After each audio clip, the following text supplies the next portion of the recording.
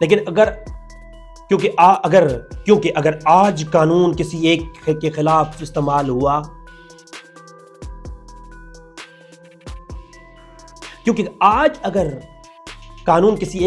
استعمال ہوا، اور ہم خاموش رہے،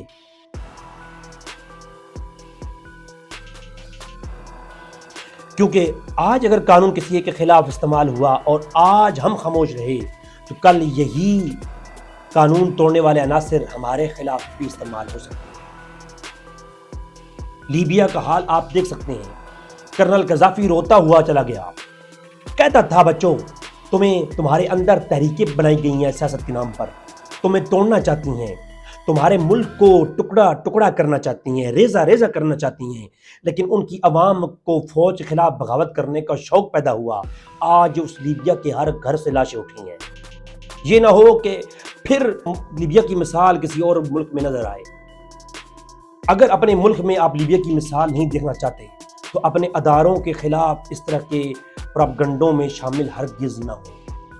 عقل سے کام لیں، باشعور ریاست کا باشندہ ہونے کا ثبوت دیں۔ اور اصل خطرہ یہی ہے جب معاشرے میں قانون سے زیادہ ہجوم طاقتور ہونے لگے، جب دلیل سے زیادہ نفرت طاقتور ہو، اور جب اختلاف دشمنی میں تبدیل ہو جائے، جب اختلاف مخالفت میں تبدیل ہو جائے، تو پھر ملک کمزور ہو جاتا ہے، ملک کے باشندے غیر محفوظ ہو جاتے ہیں، اور خصوصاً جب ملک کے باشندے اپنے محافظین کو برا سمجھنے لگے۔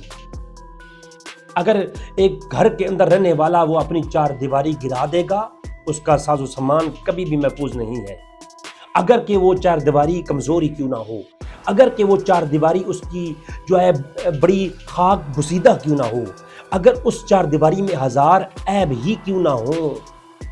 پرانا کپڑا بھی جسم ڈھانپنے کے کام آتا ہے۔ اگر آپ کپڑے اتار کے پھینک دیں گے، شرمسار آپ ہوں گے۔ اگر اپنے گھر کی چار دیواری جس میں کئی نقص بھی ہوں اس کو گرا دیں گے تو دشمن آپ کو لوٹ کے لے جائے گا۔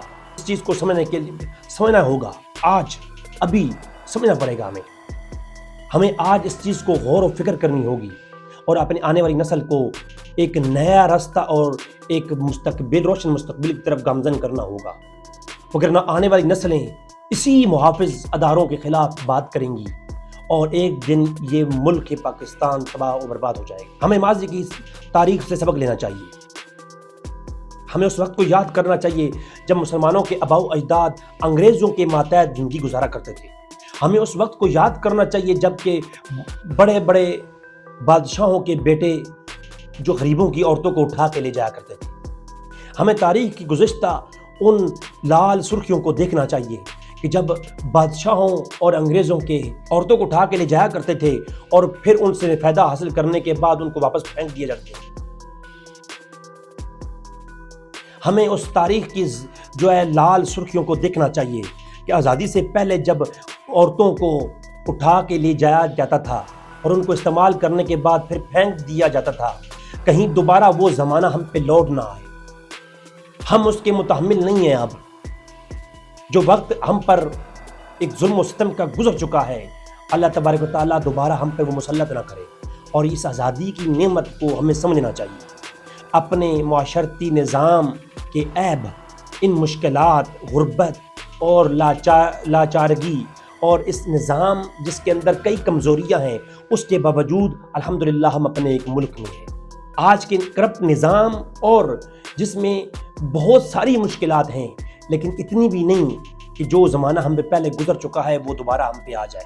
قومیں کبھی بیرونی دشمنوں سے نہیں ٹوٹتی، کبھی کبھی قومیں اندرونی نفرت، تقسیم اور سیاسی اور سماجی انتقام اور قانون شکنی سے کمزور ہو جاتی ہیں۔ ہمیں آج ایک دوسرے کو دشمن بنانے کی نہیں بلکہ سمجھنے کی ضرورت ہے۔ فوج ہو، پولیس ہو، یا حکومتی ادارے ہوں، یا عام شہری ہو، قانون سب